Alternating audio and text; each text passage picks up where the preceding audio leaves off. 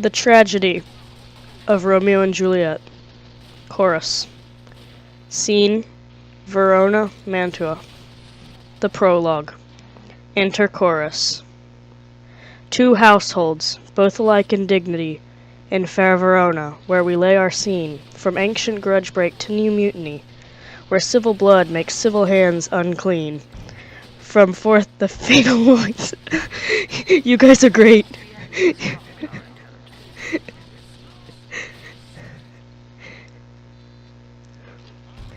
My first try, and it took 3 seconds.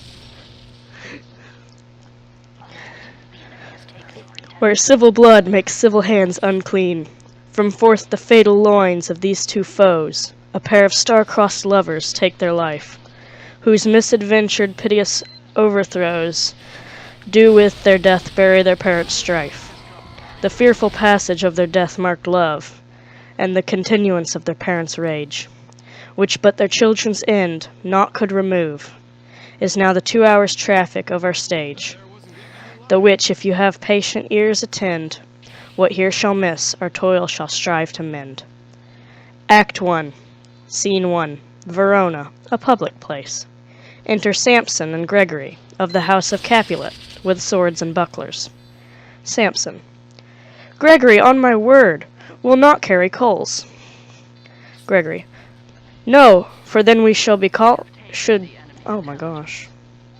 be colliers. Samson. I mean, and we being collar, we will draw. Gregory. Aye, while you live, draw your neck o' the collar. Samson. I strike quickly, being moved. Gregory. But thou art not quickly moved to strike. Samson. A dog on the house of Montague moves me. Gregory. To move is to stir, and to be valiant is to stand. Therefore, if thou art moved, thou runnest away. Samson. A dog of that house shall move me to stand. I will take the wall of any man or maid of Montague's. Gregory. That shows thee weak slave, for the weakest goes to the wall. Samson. 'Tis true, and therefore women, being the weaker vessels, are ever thrust to the wall. Therefore I will push Montague's men from the wall and thrust his maids to the wall. Gregory. The quarrel is between our masters and us their men. Samson. 'Tis all one. I will show myself a tyrant. When I have fought with the men, I will be cruel to the maids. I will cut off their heads. Gregory. The heads of the maids? Samson. Aye, the heads of the maids, or their maiden heads. Take it in what sense thou wilt. Gregory. They must take it in the sense that feel it. Samson. Me, they all feel while I am to stand, and 'tis known I'm a pretty piece of flesh. Gregory. 'Tis well thou art not fish. If thou hadst been poor John. Draw thy tool. Here comes 2 of the house of Montagues. Enter Abraham and Balthazar. Samson. My naked weapon is out. Quarrel, I will back thee. Gregory. How? Turn thy back and run. Samson. Fear me not. Gregory. No, Mari, I fear thee. Samson. Let us take the law of our sides. Let them begin. Gregory. I will frown as I pass by, and let them take it as they list. Samson. Nay, as they dare. I will bite my thumb at them, which is a disgrace to them if they bear it. Abraham. Do you bite your thumb at us, sir? Samson. I do bite my thumb, sir. Abraham. Do you bite your thumb at us, sir? Samson, aside to Gregory. Is it the law of our side if I say aye? Gregory. No. Samson. No, sir, I do not bite my thumb at you, sir, but I bite my thumb, sir. Gregory. Do you quarrel, sir? Abraham. Quarrel, sir? No, sir. Samson. But if you do, sir, I am for you. I serve as good man as you. Abraham. No better. Samson. Well, sir. Enter Benvolio. Gregory, aside to Samson. Say better. Here comes one of my master's kinsmen. Samson. Yes, better, sir. Abraham. You lie. Samson. Draw it if you be men. Gregory, I remember thy swashing blow. They fight. Benvolio.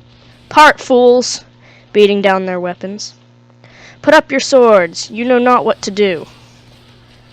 Enter Tybalt. Tybalt. What art thou drawn among these heartless hinds? Turn thee, Benvolio, look upon thy death. Benvolio.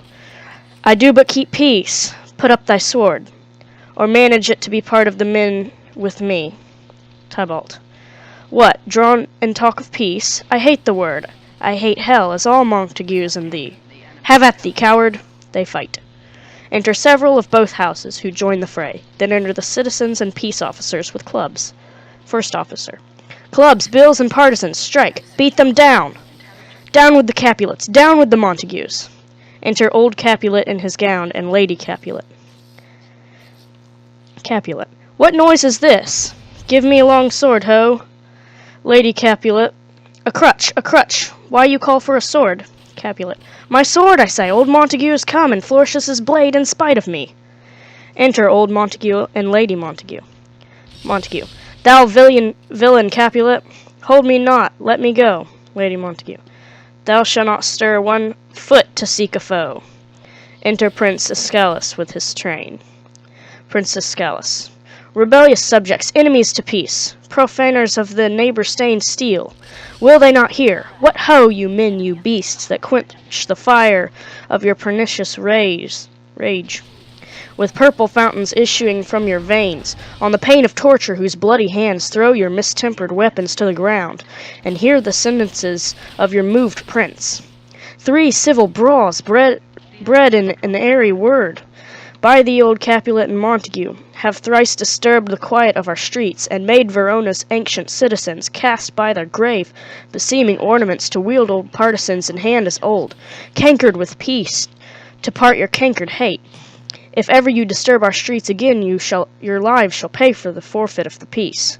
For this time, all the rest depart away. You, Capulet, you shall go along with me, and Montague, come you this afternoon, to know our farther pleasure in this case. To old Freetown, our common judgment place. Once more, on pain of death, all men depart.